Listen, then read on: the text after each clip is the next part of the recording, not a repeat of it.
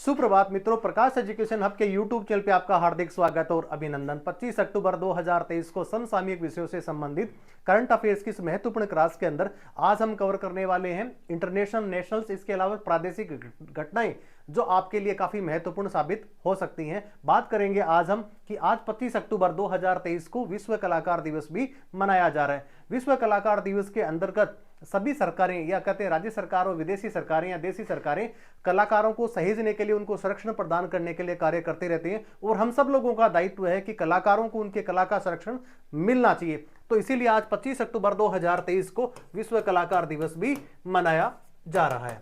बात करें अगर करंट अफेयर्स के पहले प्रश्न की, तो देखते हैं पहला प्रश्न। विभिन्न राज्यों में युवाओं के बीच में संबंध बढ़ाने के लिए शुरू की गए कार्यक्रम का नाम क्या है? तो विभिन्न राज्यों के मध्य जो युवा लोग हैं उनके बीच में संवाद बनाए रखने के लिए, उनके संबंध बनाए रखने के लिए, उनका इंटरकनेक्शंस बढ़ाने के लिए कौन सा आपने एक कार्यक्रम की शुरुआत करी है? उस कार्यक्रम का नाम है युवा संगम।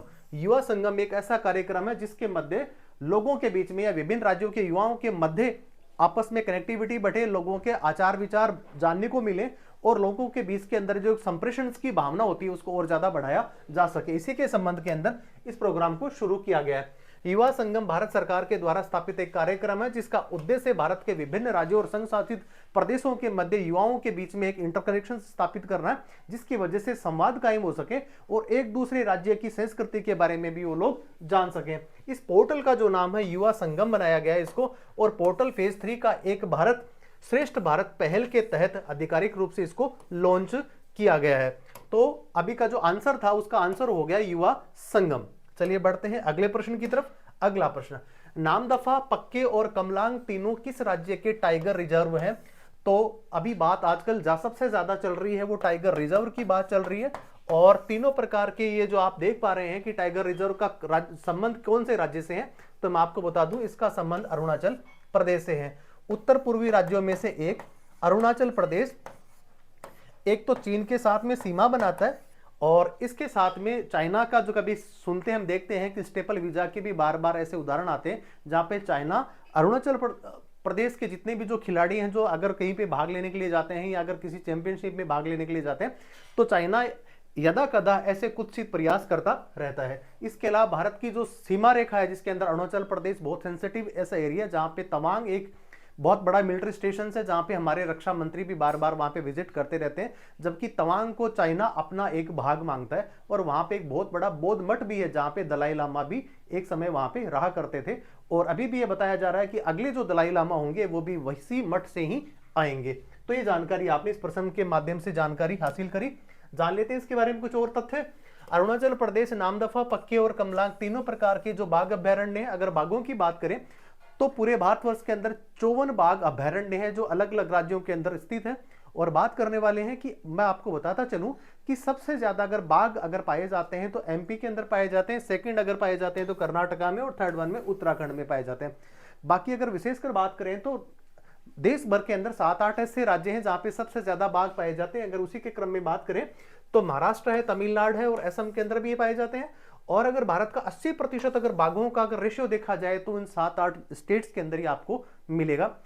अगर सबसे ज्यादा बाघ अगर कहां पाए जाते हैं तो मैं आपको बता ही चुका हूं कि ये एमपी में है, कर्नाटका में और उत्तराखंड में भी है। बात अगर बाघों की करी जाए और देखें कि दुनिया के अंदर बाघों का प्रतिशत भारत के अंदर कितना है, तो बाघ जो है पूरी दुनिया के जो बाघ हैं उनका 70% जो बाघ है वो कहां पे पाए जाते हैं? ये इंडिया में पाए जाते हैं। तो बाघों का जो घर है उसको इंडिया ही कहा जाता है। चलिए बढ़ते हैं अगले प्रश्न की तरफ।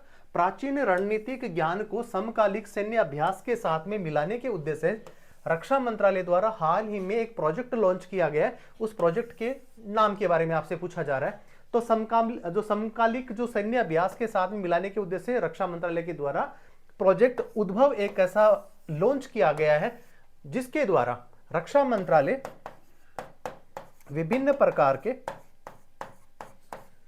एक तो समकालिक सैन्य जो अभ्यास है, कौन कौन से रक्षा उत्पाद हैं और साथ में कितने प्रकार की जो जॉइंट एक्सरसाइजेज भारत किसी अन्य देश के साथ में करता रहता है, उसके बारे में भी इस जो प्रोजेक्ट के माध्यम से लोगों को अवगत कराया जाएगा। चलिए जान लेते हैं अगला प्रश्न। देख लेते हैं इसके बारे में कुछ अन्य फैक्ट्स। रक्षा मंत्री राजनाथ सिंह ने वर्तमान में सुरक्षा चुनौतियों से निपटने के लिए प्राचीन ज्ञान को आधुनिक ज्ञान में तब्दील करने के लिए इस प्रोजेक्ट को लॉन्च किया, जिसके अंदर प्राचीन ज्ञान और आधुनिक ज्ञान को आपस में समावेश करके, उसको सम्मिलित करके और उनको जोड़ करके इसका उद्घाटन करा। प्रोजेक्ट उद्भव इसका नाम रहा था। चलिए जान लेते हैं अगला प्रश्न। उच्च स्तर का हीलियम 3 हाल ही में किस देश की चट्टानों में पाया गया? जो इसका जो आंसर होने वाला है वो होने वाला है कनाडा। तो कनाडा के अंदर उच्च स्तंभ का जो हीलियम स्तरी है वहां पे इस देश के अंदर इसको पाया गया है। कनाडा के बारे में कुछ और बात कर लेते हैं कि कनाडा के अंदर सबसे ज्यादा यूरेनियम है। यूरेनियम भी उन शीर्ष राष्ट्रों के अंदर है जहां पे यूरेनियम वहां पे उत्पादित होता है। अभी हाल ही के अंदर भारत और कनाडा के बीच में जो रिश्तों में जो तल्खी देखी जा रही है, उसका कारण आप सब लोगों को पता है। मैं आपको और बताता चलूं कि एक आतंकवादी या कह सकते हैं खालिस्तानी एक आतंकवादी था जिसका नाम था निज्जर, सरनेम उनका निज्जर था, और उनकी गोली मार करके कनाडा के अंदर ही हत्या कर दी गई थी। जबकि कनाडा ने मनगढ़ंत आरोप लगा करके यूएन के अंदर बताया कि ये सारा जो काम किसने किया, भारत ने किया है। भारत ने इसका पुरजोर विरोध किया और भारत ने कहा हमारा इसमें कोई लेना देना नहीं है। और इसकी वजह से दोनों के रिश्ते इतनी तलखी की तरफ बढ़ गए कि दोनों देशों ने अपने जो अलग अलग देशों के अंदर उनके जो राजनयिक जो रह रहे थे वहां पे उनको कहा कि आप जल्दी से अपने देश में लौट जाइए। तो वर्तमान में भारत और कनाडा के बीच में संबंधों के जो स्तर है वो काफी निचले पायदान तक पहुंच गया है। अगर बात करें कि उनके प्रधानमंत्री का नाम क्या है तो उनका नाम जस्टिन ट्रूडो वहां के प्रधानमंत्री। हाल ही के दौरान जब G20 का जब सम्मेलन हुआ था तो उन्हें यहाँ पे इस सम्मेलन के अंदर शिरकत करी थी। चलिए देख लेते हैं इसके और। कनाडा के बेकिन आइलैंड के अंदर उच्च स्तर का हीलियम 3 पाया गया। इस भूगर्भीय ने अनुमान में लगाया गया कि शायद पृथ्वी की कोर जो इसका पूरा जो भाग है, जो पृष्ठभूमि है इसका, ये जो पृष्ठभाग है उसमें लीकेज कहीं से हो रही है। ये कह सकते हैं कि ये जो हीलियम है उसके थ्रू अपने को पता लगाया गया कि यहाँ पे कहीं ना कहीं लीकेज हो रहा है। चलिए जान लेते हैं अगला प्रश्न। इसरो के द्वारा कब तक गगनयान मिशन को लॉन्च करने का प्लान बनाया है? तो इसरो ने अभी वर्तमान के अंदर कह सकते हैं कि विश्व के अंदर सुर्खियों के रूप में इसरो को जाना जाने लगा है। इसरो ने अभी हाल ही के अंदर चंद्रयान 3 और उसके बाद में आदित्य L1 और गगनयान की बात तो इस प्रश्न के माध्यम से आपसे पूछी जा रही है। इन सारों के अंदर कमाल का काम करे। अगर चंद्रयान 3 की बात करें तो चंद्रयान 3 एक ऐसा मिशन था इंडिया के लिए जो विश्व के अंदर जो गौरवान्वित करने वाला क्षण था भारत के लिए। और भारत ने पहली बार दक्षिणी जो ध्रुव है चंद्रमा का था वहां पे रोवर को लैंड कराया है, यह कह सकते हैं मिशन को अपना जो वहां पे लैंड कराया। मिशन का नाम विक्रम था, या कि चंद्रयान मिशन था, और विक्रम जो है प्रज्ञान के द्वारा वहां पर इसको लैंड कराया। प्रज्ञान एक वहां पे जिसने वहां पे चहलकदमी करी थी। एक तो ये हो गया। इसके अलावा भारत चांद पे पहुंचने वाले देशों के अंदर चौथा राष्ट्र बना था। तो चांद के अंदर पहुंचने वाले अगर 4 राष्ट्रों के अगर अंदर आपका नाम आ रहा है तो बड़ी बात है विश्व स्तर पे देखा जाए तो। बात करते हैं दूसरी कि कौन सी, आदित्य L1। सूर्य के जितने भी प्रकार की सौर विकिरणें हैं या कह सकते हैं सूर्य के लिए अनुसंधान के लिए एक बहुत बड़ा मिशन जो है भारत के द्वारा ही भी उसको प्रक्षेपित किया गया। आदित्य L1 के नाम से उसको जाना जा रहा है। वर्तमान में अभी वो क्या कर रहे हैं, अभी तो चारों तरफ सूर्य के चारों तरफ वो एक कह सकते हैं उसको कि वो चक्कर काट रहा है। और उसके माध्यम से भी अब हमें को या कह सकते हैं हम सब लोगों को सूर्य की जितनी भी प्रकार की जो आंतरिक घटनाएं हैं, सूर्य के बारे में जितने अनुसंधान हो सकते हैं उसके बारे में जानकारी मिलने वाली है। प्रश्न आपसे पूछा जा रहा है गगनयान के बारे में, तो ये है 2025 तक जो है वो यहाँ ऐसा प्लान बनाया। हालांकि अभी टेस्टिंग तो हो गई है गगनयान की, हाल ही के अंदर अभी हुई है, जिसके अंदर एक ऐसा टेस्टिंग के तौर पे प्रक्षेपण करा किया गया जिसके अंदर जो है क्रू स्केप सिस्टम का सफल परीक्षण किया गया। अंतरिक्ष में भारत के बढ़ते कदम है। और अगर चंद्रयान 3 की बात करें तो लैंडिंग में मिली बड़ी सफलता। सूर्य के अध्ययन के लिए ऑलरेडी मैं आपको बता ही चुका हूं, आदित्य L1 मिशन ऑलरेडी पहले से प्रक्षेपित करा जा चुका है। और बात करें 2035 की, 2035 तक भारत जो है अंतरिक्ष के अंदर स्टेशन अपना स्थापित कर लेगा। हालांकि ये विश्व के अंदर चाइना है, अमेरिका है, रसिया ने ऑलरेडी पहले से वहां पे अंतरिक्ष स्टेशन बना लिए हैं, लेकिन भारत भी उनसे पीछे नहीं है। तो 2035 तक भारत का लक्ष्य भी ये है कि अंतरिक्ष में अपना स्टेशन खुद का वो बना लेगा। अब बात करें कि अगर चंद्रमा के ऊपर अपने यात्री भेजना अपना कोई मानवयुक्त अगर इंसान अगर कोई भेज पाते हैं, अगर भारत की बात करें तो 2040 के आसपास, 2040 के अंदर चंद्रमा पे पहली बार किसी भारतीय को भेजने की योजना भी बनाई जा रही है। तो ये इस प्रकार जो इसरो है वर्तमान में, ये काफी महत्वपूर्ण उपलब्धियों को छू रहा है। एस सोमनाथ वहां के अभी इसरो के क्या है, अध्यक्ष हैं। हम सब लोगों ने देखा जब पहली बार भारत ने दक्षिणी ध्रुव पे जब लैंड किया तो उन सभी भारतीयों के लिए, हम सब लोग भारतीयों के लिए बहुत बड़ा एक गर्व का क्षण था। चलिए जान लेते हैं अगला प्रश्न। अगला प्रश्न, मध्य पूर्व में हाल ही में एक खानाबदोश मानव जाति चर्चा में रही, निम्न में से वो कौन सी है? खानाबदोश जो जाति का आशय ये है कि अभी तक भी वो वर्तमान की जो जितनी भी प्रकार की जो हम जो रहन सहन की जो प्रक्रिया कह सकते हैं, जो साधन है, उनसे अभी तक वो अवगत नहीं है और अपनी ही संस्कृति में वो जी रहे हैं और अभी भी उनको दीन दुनिया के बारे में किसी प्रकार की कोई जानकारी नहीं है। सवाल वहीं से पूछा जा रहा है कि वो कौन सी जनजाति रही है, तो उसका नाम बद्दू है और बद्दू मध्य एशिया के अंदर रहने वाली एक खानाबदोश जाति है, जिसको अभी तक सिर्फ खाने पीने से संबंधित है कि सारी आवश्यकताओं की पूर्ति करती है, इसके अलावा उनको कुछ ज्यादा चीजें पता नहीं है।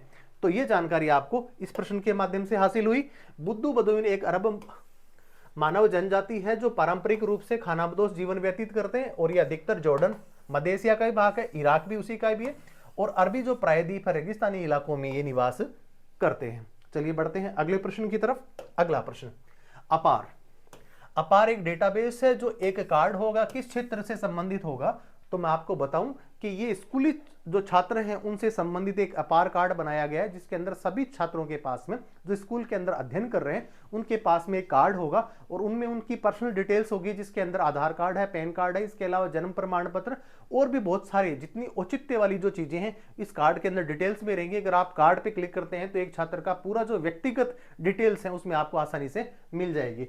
सवाल पूछा जा रहा है कि किस क्षेत्र से संबंध रखता है, तो अकादमिक का मतलब एजुकेशन सिस्टम के अंदर एक बहुत बड़ा एक क्रांतिकारी कदम है, जिसके अंदर छात्रों की संपूर्ण डिटेल्स इसके माध्यम से आपको मिल जाएगी। और शिक्षा मंत्रालय द्वारा एक राष्ट्र एक छात्र की पहचान के बारे में तर्ज पे automated permanent academic accounts registry बनाया जाएगा, जिसका फुल फॉर्म एपीआर के माध्यम से आप देख रहे हैं। और इस प्रक्रिया में भी एनईपी नेशनल एजुकेशन पॉलिसी 2020 के अंदर इसका ऑलरेडी पहले से प्रावधान कि सभी छात्रों को एक डाटाबेस बनाया जाए और उस डाटाबेस के माध्यम से आपको संपूर्ण जानकारी उस छात्र के बारे में मिल सके। चलिए जान लेते हैं। इसके अलावा अगर शिक्षा मंत्री की बात करें तो वर्तमान में धर्मेंद्र प्रधान इसके शिक्षा मंत्री हैं और पहले एचआरडी मिनिस्ट्री हुआ करती थी, लेकिन उसके बाद में शिक्षा मंत्रालय को उससे अलग कर दिया गया। जान लेते हैं अगला प्रश्न। अमृतकाल विजन 2047 हाल ही में लॉन्च हुआ, किस क्षेत्र से संबंधित है? तो अमृतकाल का संबंध जो है वो मेरीटाइम सेक्टर से है। मेरीटाइम का मतलब आप जानते हो कि ब्लू इंडस्ट्री, ब्लू इकोनॉमी जिसको कहते हैं कि समुद्री जो जीवन की जितनी प्रकार की होती है, जिसके अंदर मत्स्य पालन शामिल होता है। और 2047 का जो विजन दिया गया उसके अंदर ब्लू इकोनॉमी कह सकते हैं या मेरीटाइम इकोनॉमी के बारे में सबसे ज्यादा इंफेसाइज करा जा रहा है, उसमें जोर दिया जा रहा है। चलिए देख लेते हैं इसके बारे में। ग्लोबल जो मैरीटाइम इंडिया समिट 2023 में हुई है, प्रधानमंत्री ने इसको लॉन्च करा और अमृतकाल विजन के अंदर इसमें ध्यान दिया जाएगा, जिसके अंदर समुद्र में कितनी प्रकार की हम चीजों का क्या कर सकते हैं, अन्वेषण कर सकते हैं, अनुसंधान कर सकते हैं और कौन कौन सी चीजें वहां से अपन ले सकते हैं, उसी के बारे में इसमें बताया गया है। जान लेते हैं अगला प्रश्न। हिंद महासागर में प्रवेश करने वाला सीयान 6 किस देश से अनुसंधान पोत है? बताया जा रहा है कि ये चाइना का एक अनुसंधान पोत है, लेकिन ऐसा बिल्कुल भी नहीं है। भारत की सबसे बड़ी जो प्रमुख चिंता है उनमें से एक चाइना का बार बार हिंद महासागर के अंदर यहां पे आना और भारतीय क्षेत्र के अंदर हस्तक्षेप करने वाली गतिविधियों में से एक है। हालांकि चाइना हर जगह ऐसा करता रहता है, दक्षिणी चीन के अंदर उसकी गतिविधियां जग जाहिर है और जिसके अंदर जो है जापान है, फिलीपींस है, इसके अलावा वियतनाम जैसे अपना कड़ा विरोध दर्ज कराते रहे। ताइवान भी उसके अंदर एक प्रमुख देश है, जिसके साथ में चाइना की कड़वाहट सब लोगों को पता है। और इसी के संदर्भ में भारत को घेरने के लिए जो अभी कह सकते हैं मोतियों की मेला, वो एक चाइना के द्वारा प्रायोजित एक बहुत बड़ा हिस्सा है, जिसके अंदर भारत को चारों तरफ से सी टाइम से उसको घेरने की जो है वो क्या है, एक मंशा है।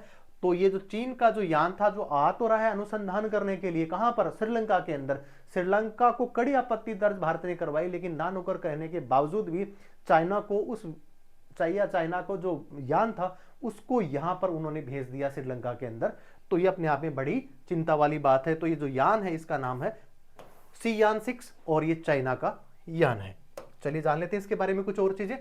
और अगला प्रश्न पढ़ते हैं, हाल ही में किस भारतीय राज्य केंद्र शासित प्रदेश ने कोनोकॉप्स संयंत्र पर प्रतिबंध लगा दिया है? एक छोटा पौधा है, वैसे देखा जाए तो हरियाली के लिए काफी अच्छा माना जाता है, लेकिन कुछ ऐसे पौधे होते हैं जो मानव स्वास्थ्य के लिए हानिकारक रूप से साबित हो सकते हैं। उन्हीं की कड़ी के अंदर एक बहुत कह सकते हैं कि उसमें हालांकि बहुत एक तेलंगाना जो राज्य है, तेलंगाना में भी इस पौधे पे प्रतिबंध लगा दिया गया था। इसके अलावा केंद्र शासित प्रदेशों में भी इस पे रोक थी। केंद्र शासित प्रदेश में बात करें दिल्ली के, तो वहां पे भी इस पौधे को उगाने पे रोक लगा दी गई थी। अब हाल ही के अंदर यहां पर या कह सकते हैं भारत में किस राज्य ने उसके ऊपर रोक लगाई है? तो उस रोक लगाने वाले राज्य का नाम है गुजरात। जान लेते हैं उसके बारे में ऐसे कुछ फैक्ट्स जो हम सब लोगों को पता होनी चाहिए कि ये पौधा कौन कौन सी बीमारियों को आमंत्रित करता है। तो जान लेते हैं इसके बारे में कुछ चीजें। पौधा आप देख रहे हैं स्क्रीन फोटोज के माध्यम से। हाल ही में गुजरात में पर्यावरण और स्वास्थ्य संबंधित खतरों के कारण कोनोकॉर्प्स नाम का एक पौधा है, इसको क्या कर दिया आपने? प्रतिबंध लगा दिया। विदेशी मैग्रो जनजाति का है, प्रजाति वाला है, और इसको स्थानीय तौर पे सप्तवर्णी भी इसको कहा जाता है। अब देखिए आप, इस पौधे को प्रतिबंधित क्यों किया गया है? अब देखिए, ये पौधा सर्दी, खांसी, अस्थमा और एलर्जी की वजह बनता है। इस पौधे को निकलने वाला जो पोलग्रेन एक प्रकार का जो पदार्थ होता है वो बीमारी की वजह बनता है, और इसी की वजह से कह सकते हैं कि कई राज्यों ने इसमें प्रतिबंध लगा दिया है। पहला काम इसमें तेलंगाना किया, उसके बाद में केंद्र शासित प्रदेशों की बात करें तो दिल्ली ने करा, और उसके बाद में अभी गुजरात ने भी इस पौधे पे क्या लगा दिया है? प्रतिबंध लगा दिया है। चलिए जान लेते हैं अगला प्रश्न। स्वच्छता ही सेवा अभियान में एक भाग के रूप में कौन सा राज्य पाइप कंपोजिंग के उपयोग हेतु प्रोत्साहित उसको करा जा रहा है? तो अभी आपसे पूछा जा रहा है कि अभियान का एक भाग जो है जिसके अंदर अवशिष्ट जितने भी प्रकार के जो पदार्थ होते हैं उनके द्वारा भी हम क्या कर सकते हैं? पहले बात तो ये कचरा होता है और पर्यावरण प्रदूषण में ये सबसे बड़ा कारक बनता है, और इसी से निपटने के लिए आपके पास में कंपोस्टिंग एक ऐसा सिस्टम लाया जा रहा है जिसकी वजह से इनको भी हम उत्पाद के अंदर चेंज कर सकते हैं। इनके द्वारा अपन क्या बना सकते हैं? उसकी खाद बना सकते हैं, उर्वरक बना सकते हैं। तो क्यों ना हमारे जो अपशिष्ट हैं उनको अपन रीयूज करके और अपनी ही पर्यावरण संबंधी समस्याओं को भी हम मिटा सकते हैं, उनको निराकरण कर सकते हैं, और आप अपने काम में भी आ सकते हैं। चलिए जान लेते हैं अगला प्रश्न या इसके बारे में कुछ चीजें। असम में 2 महीने के भीतर बायोडिग्रेडेबल कचरे को उर्वरक में बदलने के लिए पाइप कंपोजिंग एक कुशल विधि के रूप में प्रोत्साहित करा है। विशेष रूप से ग्रामीण क्षेत्रों को इसको अपनाने पर क्या दिया जा रहा है? जोर दिया जा रहा है। और स्वच्छता अभियान जो भारत का सबसे बड़ा एक कह सकते हैं महत्वाकांक्षी प्रोजेक्ट है, स्वच्छता ही सेवा है, उसी के जरिए इसको भी लॉन्च किया जा रहा है, जिसके अंदर जितने भी प्रकार के जो अपशिष्ट होते हैं उनको रीयूजेबल करके या कह सकते हैं उनमें उर्वरक उनकी खाद बनाई जा सकती है। चलिए जान लेते हैं अगला प्रश्न। जल शक्ति मंत्रालय के अनुसार भारत के अंदर कितने प्रतिशत गांवों ने ODF प्लस का दर्जा प्राप्त कर लिया? ODF के बारे में हम सब लोग जानते हैं, स्वच्छता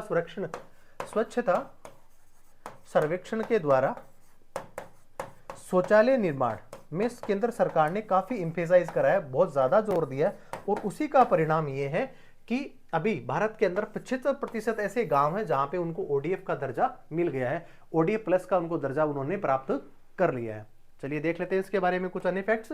देश के जो 75% गांवों में हासिल किया गया उन्होंने ODF प्लस। इसके और हमारे जो जल शक्ति मंत्री गजेंद्र सिंह शेखावत ने इन्होंने कहा कि भारत में लगभग 4.43 लाख या 75% गांवों ने खुले में शौच जाना बंद कर दिया है, और स्वच्छता सर्वेक्षण ये कह सकते हैं स्वच्छता के प्रति लोगों की जागरूकता दिन प्रतिदिन ही बढ़ती चली जा रही है। तो ये आपने इस प्रश्न के माध्यम से जाना। चलिए जान लेते हैं अगला प्रश्न। हाल ही में भारतीय सेना ने किस सेना के साथ में हरीमो शक्ति 2023 की एक्सरसाइज शुरू करी है? भारत या उसके जो रक्षा पार्टनर कह सकते हैं, जो डिफेंस पार्टनर है, उनके साथ में लगातार हर साल एक्सरसाइज आयोजित करी जाती हैं, कंडक्ट करी जाती हैं। उन्हीं की श्रेणी के अंदर हमारे जो पड़ोसी देश हैं जिनके साथ में हमारे रिश्ते जो है मधुर हैं, इसके अलावा क्वाड वाले जो देश हैं जिसके अंदर भारत है, अमेरिका है और ऑस्ट्रेलिया है और जापान जैसे, उनके साथ में तो हम करते ही करते हैं। फ्रांस है, ब्रिटेन है, इसके अलावा बहुत सारे ऐसे देश हैं जिनके साथ में हम एक्सरसाइज करते रहते हैं। और इसी की बानगी से आपसे सवाल पूछा जा रहा है कि अभी हाल ही के दिनों के अंदर हरीमो शक्ति एक्सरसाइज किस देश के साथ में हम लोगों ने कंडक्ट करी है? उस देश का नाम मलेशिया है, और भारत के अंदर ही इसको कंडक्ट किया गया। इसके बारे में कुछ और चीजें जान लेते हैं। तो ये उमरई छावनी स्टेशन है, उमरई कैंट है, वहीं पे इसकी एक्सरसाइज शुरू हुई है, और इसका जो अंतिम संस्करण था, ये कह सकते हैं कि पिछला संस्करण कहाँ हुआ था, तो एक देश में, कभी भारत में कभी अगले देश में। तो पिछला जो संस्करण था वो 2000 नवंबर 2022 में पुलाई मलेशिया में हुआ था। और इस अभ्यास में भारतीय सेना और मलेशिया सेना के बीच में वार्षिक प्रशिक्षण कार्यक्रम है जो 2012 से, भारत के साथ में मलेशिया का ये जॉइंट जो संयुक्त सैन्य जो अभ्यास है वो 2012 से ही संचालित है। भारत की एक रेजिमेंट इस वाले अभ्यास के अंदर राजपूत रेजिमेंट ने वहां पर भाग लिया और इतने ही सैन्यकर्मी मलेशिया से भी आए और यहाँ पे उतराई मिलिट्री स्टेशन है, वहां पे उन्होंने जॉइंट एक्सरसाइज कंडक्ट करी और एक दूसरे की रक्षा प्रौद्योगिकी कह सकते हैं उनकी, या फिर टैक्टिस, लड़ाई की जो टेक्निकल चीजें होती हैं उनके बारे में उन्होंने आदान प्रदान चीजों को किया। चलिए जान लेते हैं अगला प्रश्न। रक्षा मंत्री राजनाथ सिंह जी ने कहां पर जवानों के साथ में दशहरा मनाया?